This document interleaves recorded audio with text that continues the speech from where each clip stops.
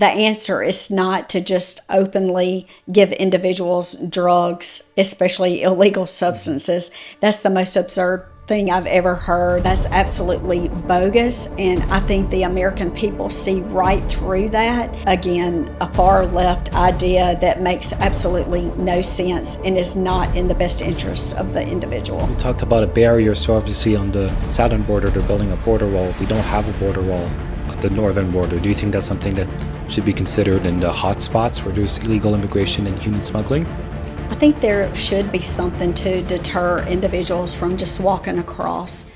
Bringing journalism and commentary 1 year anniversary. I don't believe journalism being funded by the government You is the have to solution. rebuild the foundation. You have to retell the stories. Market conservative Other news that actually matters. I hence wanted to ask. I think they should answer their questions, especially if they're politically charged with.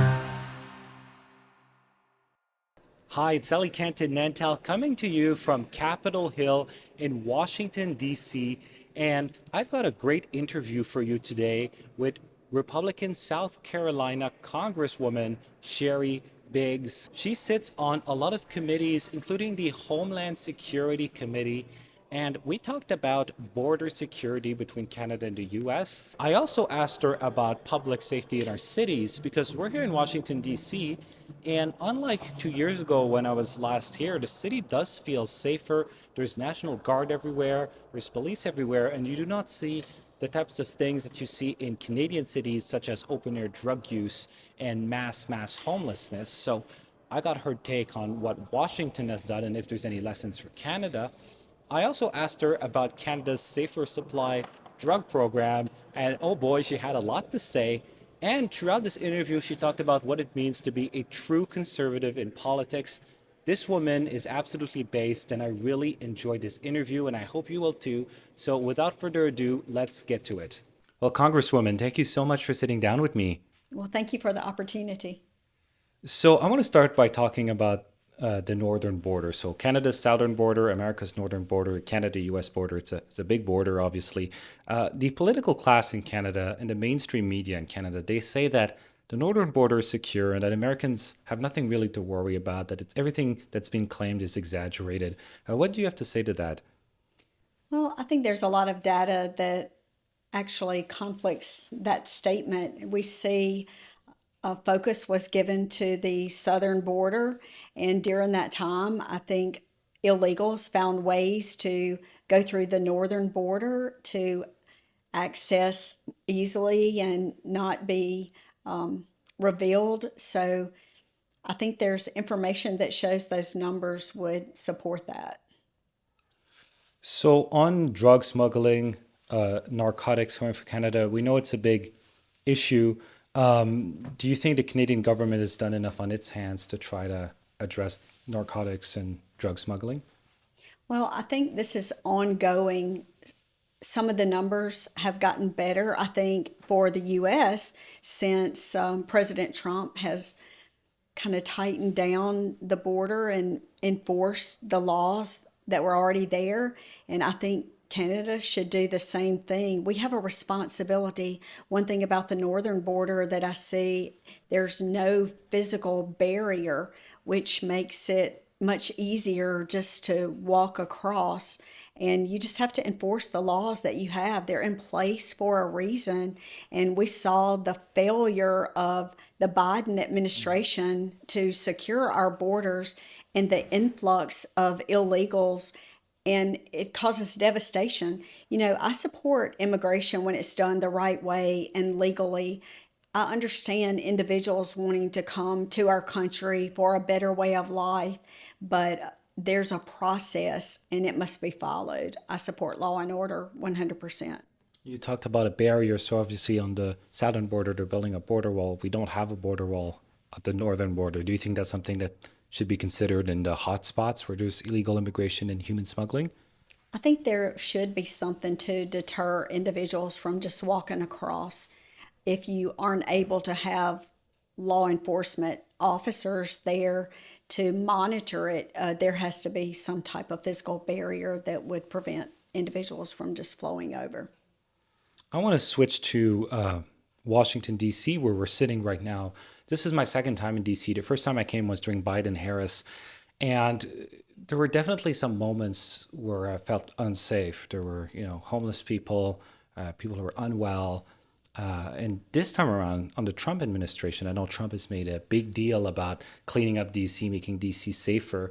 And what we've noticed is a lot of National Guard, the police is very present, and it just feels generally safer. What are your thoughts on what's been going on here in DC with the public safety? Well, I applaud the efforts of President Trump. Individuals come here. This is our nation's capital. They need to feel free to walk on the sidewalks. I know a couple of years ago, just prior to as I was being elected and put in this position, I was in DC and I remember passing by an office building and there was an individual. There were these beautiful planters filled with flowers and they were so pretty, and I saw an individual just grabbing the plant up by the roots and throwing it on the ground. Things like that are disheartening. And we want a clean, beautiful area to enjoy. And the stark contrast now, just a couple days ago, I was in the car going past one of the parks, and individuals were having picnics on the ground, and children were running around playing, dogs were running around with their owners, and it was just a nice view, and everything looked so clean and beautiful. The reflection upon the president has made an effort to kind of clean up that area, and it's just beautiful and it's appealing to the eye, and it's great for visitors that are coming here for the first time. What you described, that scene of people ripping up the plants, is something that I've seen in Ottawa, so the capital of Canada. At the capital of Canada, you're staying in Parliament Hill. As soon as you walk off Parliament Hill, or you walk off, there's a big hotel. It's a bit like the Willard Hotel here called the Chateau Laurier. And as soon as you walk out of that hotel too, you're met with drugs, disorder, chaos, people open air drug use, people out of their minds screaming. What advice would you have for a city, especially a capital city, that is dealing with that problem? How can they become more like DC, where it's safer? What are the actions that are needed? Well, I think the difference for DC is President Trump enforcing laws that we have to improve and make things better, upholding law and order, making sure that citizens don't damage property, that they're providing a safe place for law enforcement, makes it safer and keeps the criminals off the streets, and they apprehend those that aren't abiding by the laws and make it safer for families and communities. Hey, I hope you're enjoying this interview. I surely enjoy coming to Washington, D.C. to bring you the other side of the story, but it comes at a cost. You see, I refuse to take any money from the government or from political parties, meaning that these trips are entirely self-funded, and it costs around $2,500 per trip we do to the United States. So if you want to see me come here more often, consider making a donation below. One thing that I think is going on in both our countries that's causing some disorders, we have a mental health crisis and we have a drug use crisis. And there are different ways that have been proposed to deal with this, but we have one lens of thought from the left that believes we need to just leave these people. It's compassion to leave these people on the street, that it's wrong to have a forced intervention. And we've even seen in Canada, we have something called safer supply drugs, where we're just giving these addicts so-called safer supply drugs. What are your thoughts on this whole idea that it's anti-poor, or that it's not compassionate to maybe get these people off the streets and we should let them be, and it's capitalism's fault if they're in the street? Well, I have my doctorate with certifications in family practice and psych and mental health, and I've spent decades taking care of veterans. And I can tell you that the answer is not to just openly give individuals drugs, especially illegal substances. That's the most absurd thing I've ever heard. And what I want to mention is, if you say that it's for the benefit of the individual, the patient will say, think about the side effects over a prolonged period of time what those drugs are doing to that individual. So you're absolutely not addressing the problem. You have to get to the core. You have to understand why the individual is using illegal substances to begin with and fix the mental health issue or whatever the patient is suffering from. That's a no-brainer, and that's just a cop-out. And again, a far left idea that makes absolutely no sense and is not in the best interest of the individual. So I guess you would agree that drug use should be stigmatized and not destigmatized.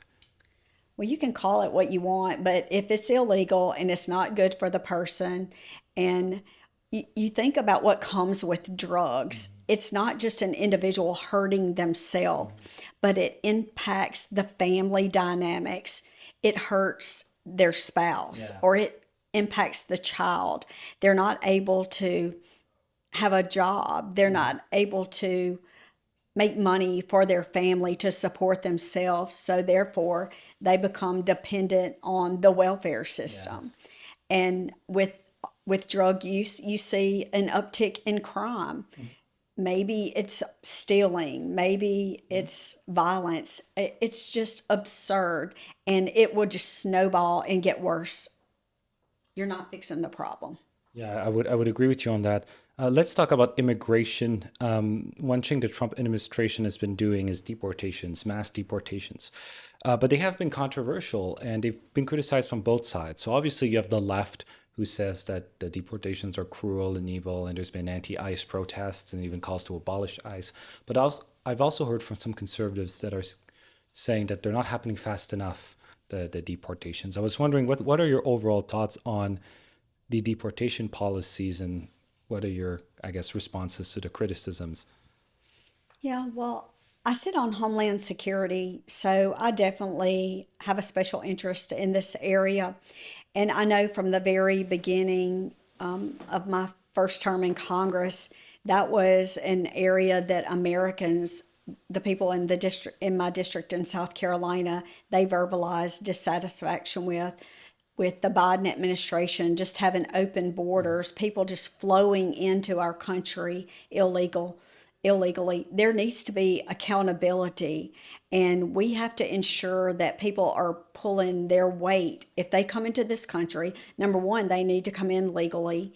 Number two, if they want to have a job, start a business, they need to contribute taxes like every individual, and they need to support their family. But this is an area that is a no-brainer for me. We should start with we have to address the illegals that are already here. We should start with those that are criminals, those that are dangerous. And to me, that's where the deportation would begin. And then just it trickles down. If people want to come to our country, there's a way, there's a process, and they can come here legally, and they can come here the right way. And there's great opportunity to do that. So in Canada, immigration until very recently was very taboo, and no one wanted to talk about it, including conservative politicians. Now it's starting to change because we've seen a really unprecedented abuse of our immigration system. But generally in the West, I feel there has been some people who have been hesitant to talk about immigration because they're scared to be called racist. So they choose not to put political capital into that and to just maybe focus on other issues instead. Why do you think it's important for politicians to address immigration, and what do you have to say to those who want to talk about the issue but are worried they're going to be labeled racist by the media? Well, I don't consider myself having ever been racist. And I don't look at the color of skin. I mean, I don't feel like that's an issue. But to me, it's about being American and putting America first. It has nothing to do with race. And actually, I would say that would be considered reverse discrimination, because you're just using that as an excuse, but you're actually inflicting pain on me and my family when you think about the numerous people that are killed, that are here illegally, that are abusing substances or alcohol, the people that are killed in with DUI. Drivers, and I mean, we could go on and on, but I would say that that's absolutely bogus, and I think the American people see right through that, and I would not let it change any vote that I make or any topic that I support for fear of being called racist in that situation. So, my final question, in Canada, we have a media, a lot of it is funded by the government, and they're very, very anti American. And they talk about the US all the time, but always in a negative way. And what has happened amidst this is some Canadians have been made to believe that if they go to the United States, law abiding Canadians, so people who don't cause any trouble, that they're going to get stopped and abducted by ICE. And I'll give you a personal example. I went to America Fest, the Charlie Kirk conference in Arizona in December, and I had family members being like, we are worried for you that you're going to be stopped at the border. I have something called a Nexus card, which is kind of a global entry for Canadian and US citizens. So I was fine. I went to the border very, very quickly because I'm a trusted person. But everyone has this anxiety. There's people have this anxiety, and as a result, they've stopped coming to Florida or to South Carolina or to California for vacation. What do you have to say to those Canadians who are law-abiding people? They just want to go on vacation to the U.S., but they've been made to believe that it's dangerous now because of things like ICE. Yeah, well, number one, you said they don't like America, so I don't know why they would want to come to America on vacation if they don't love our country. And, unfortunately, we have some citizens, some members of Congress that actually uphold other countries more than the United States. And I've said it numerous times on media interviews, and I mean it from the bottom of my heart. If you don't love this country, you should get out and stay out. But I'll tell you, I've traveled a lot. I've had great opportunities. I serve in the military. I wear the uniform to defend our rights and our freedoms. And I don't think there's any better place that even comes close to the United States of America.